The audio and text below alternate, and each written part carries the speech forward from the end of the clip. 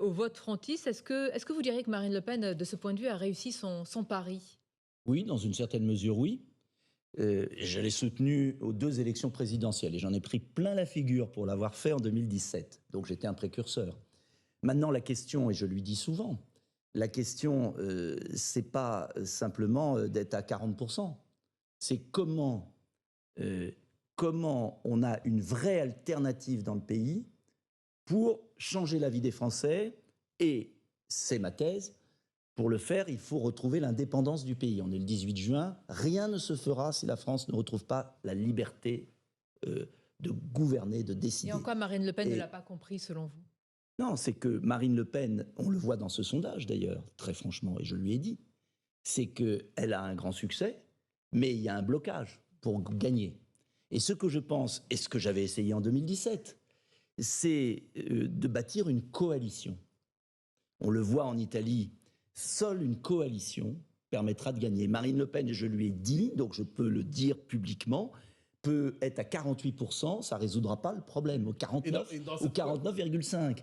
Et je crois qu'on y arrivera, et je défends ça depuis des années. Alors on ne peut pas dire que j'ai changé, que si on rassemble tous les patriotes de droite, mais aussi de gauche, que si on travaille en commun, et je crois qu'il y a encore du travail, et pour que le Rassemblement national ne croit pas qu'il va arriver tout seul au pouvoir, c'est pas vrai. Même le général de Gaulle n'est pas arrivé seul Nicolas au pouvoir. Dupont-Aignan, vous dites une coalition. Dans une coalition, vous pourriez apporter quelque chose, je devine, dans votre esprit à cette coalition.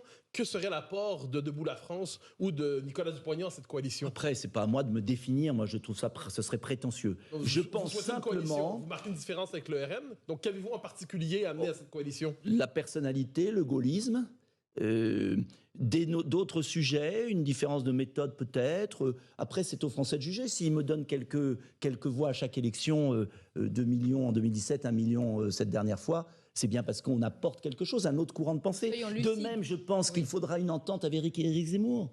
De même, je pense qu'il y a... Vous y êtes prêt, vous, Nicolas Mais la coalition, mais j'y suis d'autant plus près que je l'ai fait, que je suis le seul à l'avoir fait, quand même, en 2017, contre tout le monde. À l'époque, il n'y avait pas grand monde qui me suivait. Et je regrette, et je l'ai dit à l'époque, aux législatives, qu'il n'y ait pas eu une NUPES de droite ou de patriotes. Parce que ce n'est pas que la droite. J'estime que le clivage n'est pas droite-gauche seulement. Vous voulez une NUPES patriote de droite? Pas de droite seulement, patriote de droite et de gauche. S'il y avait eu une entente entre... Soyons concrets.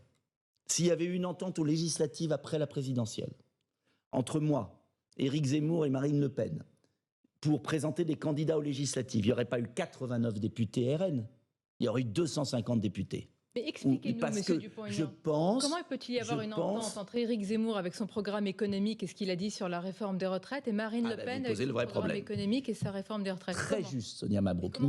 Mais est-ce qu'il n'y a pas plus de différence entre Jean-Luc Mélenchon, Olivier Faure, les écologistes, qu'entre Zemmour, Marine Le Pen et moi? Est-ce qu'il n'y a pas plus de différence? Eh bien, je vais vous dire, peut-être parce qu'on est trop honnête, trop entier.